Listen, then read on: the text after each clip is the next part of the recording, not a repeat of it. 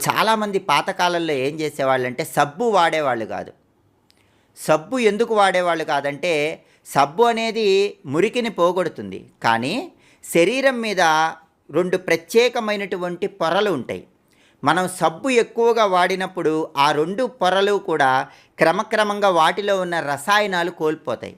దానివల్ల అనేక రకాలైన ఇబ్బందులు శరీరానికి ఎదురవుతాయి. మృదుత్వం శరీరానికి తగ్గిపోతుంది. అందుకే చాలా వరకు ఏం చేసేవాళ్ళంటే సబ్బు రాసుకోకుండా ఆమలక చూర్ణం అని పాతకాలంలో రాసుకునేవాళ్ళు. అంటే ఉసిరికాయ పొడి.